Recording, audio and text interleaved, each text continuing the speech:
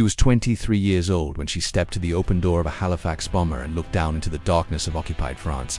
It was the autumn of 1942. The fields below were invisible, the German anti-aircraft guns were not. And the woman standing at that door, gripping the static line, was not a trained commando.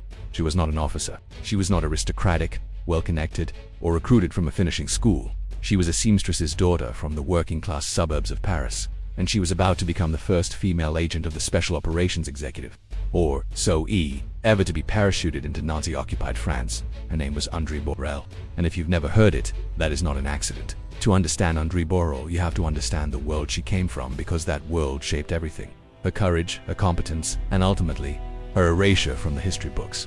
She was born in 1919 in Bican-les-Bruyères, a modest suburb on the western edge of Paris. Her father worked with his hands. Her mother sewed. There was nothing inherited about her circumstances, and nothing given. She left school at 14 to help support her family, working as a shop assistant, a baker's aide, a seamstress's apprentice. She was, by every measure that the British class system recognized, unremarkable. But Andrée Borrel was not unremarkable. She was observant, resourceful, and possessed of a quality that trained intelligence officers spent careers trying to develop. She was completely, almost supernaturally calm under pressure. She had watched the German army roll into Paris in June of 1940 from the streets of a city she loved, and she had made a decision that many people her age simply did not make. She was not going to accept it. By the time the armistice was signed and France was carved into its occupy and so-called free zones, Andrée was already in motion. She volunteered with the resistance escape line almost immediately, helping wounded British soldiers and downed RAF pilots navigate through Vichy France and across the Pyrenees into neutral Spain. This was not theoretical resistance. This was operational, dangerous, life-and-death work in an environment crawling with collaborators, informants, and Gestapo officers who were very good at their jobs. She made multiple crossings of the Spanish border. She guided men through mountain passes in winter. She was arrested once by Spanish border police, spent months in a Spanish detention camp and escaped. Let that detail land for a moment. She escaped a Spanish detention camp alone and continued her mission. By the time she finally reached Britain in the spring of 1942, she had already done more for the Allied cause than most people would do in an entire war. She was 22 years old. The Special Operations Executive had been created in 1940 on the direct order of Prime Minister Winston Churchill, who told its founders to set Europe ablaze. The S.O.E was, by the standards of the era, a radical organization. It recruited women. It sent them into the field. It understood, before most of the military establishment did, that a young woman moving through occupied France raised fewer suspicions than a young man of military age. Women could carry messages, move between towns, recruit locals, and manage networks in ways that male agents often could not. But even within the S.O.E there were hierarchies. There were assumptions. There were women who came from the right schools, who spoke French with the right accent, who had the right social connections. And then there was Andrée Borrel, who had none of those things except the accent, because she was Parisian-born, and the operational instincts, because she had earned them the hard way. When S.O.E recruiters interviewed her, they noted her extraordinary composure, her practical experience with escape networks, and her deep knowledge of occupied France. They also noted, in the careful language of their reports, that she was of working-class background. They sent her to training anyway. She performed at the top of her cohort. S.O.E training in 1942 was designed to break people who weren't ready, and to identify people who were. It included physical conditioning, weapons handling, silent killing techniques, wireless operation, codes and ciphers, parachute training, and resistance to interrogation. The last element was particularly brutal. Trainees were subjected to mock Gestapo interrogations, sleep deprivation, disorientation, psychological pressure, the deliberate creation of fear. The training was designed to test whether an agent would hold under the kind of conditions they might face if captured. Andrée Borrel's instructors noted something in their reports that appears again and again in different forms. She did UNT break, not during interrogation training, not during the physical elements, not during the stress exercises designed to induce panic. One report described her as one of the best students they had trained, stating that she was masculine in her efficiency, which tells you a great deal about the assumptions of the men writing the report, and nothing true about Andrée Borrel. She was not masculine. She was exceptional. The category error was theirs. In October of 1942, Andrée Borrel and a French agent named Francis Suttle parachuted into the area south of Paris. They were the advance team for what would become one of the S.O.E's largest and most significant networks in France, a circuit known by its code-named Physician. Borrel's field name was Monique. Her cover identity was a nurse. The Physician network, at its height, would encompass hundreds of active members stretching from Paris through the farmland of the Loire Valley. It would coordinate weapons drops, sabotage operations, and the hiding and movement of Allied personnel. It would become, according to S.O.E. internal assessments, one of the most effective circuits operating in occupied France. And in the early months of its existence, while Szabo handled the leadership and communications, it was Andrée Borrel who built it on the ground. She was the one who made the initial contacts. She was the one who assessed new recruits, who decided who could be trusted and who posed a risk, who established the meeting protocols and the cutout procedures that kept the network's members from knowing more than they needed to. This is the work that intelligence history is often summarized in a single sentence. She assisted in building the network. That sentence does not capture what it actually meant to walk into a French village in 1942, approach strangers, convince them to risk their lives, their families, and everything they owned on the basis of your judgment that the operation was sound and you were who you said you were. She had no authority except her own presence. No badge, no uniform, no chain of command visible to the people she was recruiting. What she had was the working-class Parisian accent that meant she sounded like them, the operational experience that meant she knew what she was doing, and a quality of personal authority that multiple survivors of the network later described in similar terms. She was someone you believed, not because she demanded it, because she earned it. Her role in weapons drops was particularly notable. The RAF would deliver containers of weapons, explosives, and supplies by parachute to designated fields, usually in the middle of the night, on signals pre-arranged by wireless. Someone had to be in that field. Someone had to organize the reception party, ensure the containers were collected and hidden before dawn, and ensure that none of the neighbors had noticed. Andrée Borrel was frequently that person. She handled more than 25 weapons drops during the operational life of the physician circuit. By some accounts, each one was an operation unto itself, requiring local knowledge, preposition to transport, and the nerve to stand in an open field at 3 in the morning waiting for an RAF bomber to find you.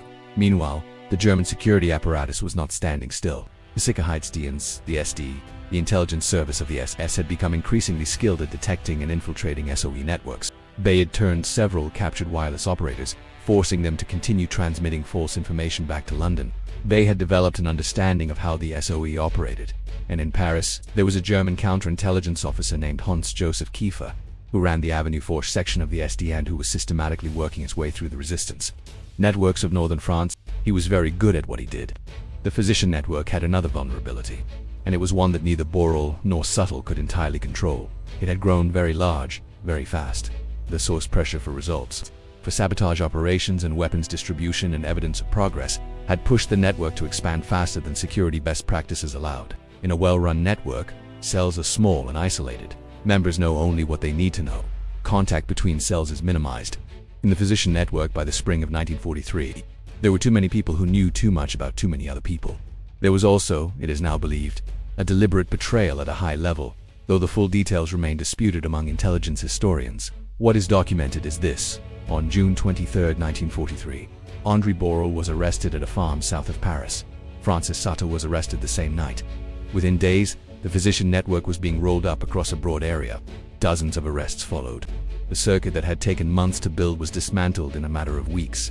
Andrée Borrel was taken to the Avenue Fourche. She was interrogated, and here her story becomes both its most heroic and its most heartbreaking. The accounts from survivors and from captured German records indicate that she gave nothing substantive to her interrogators.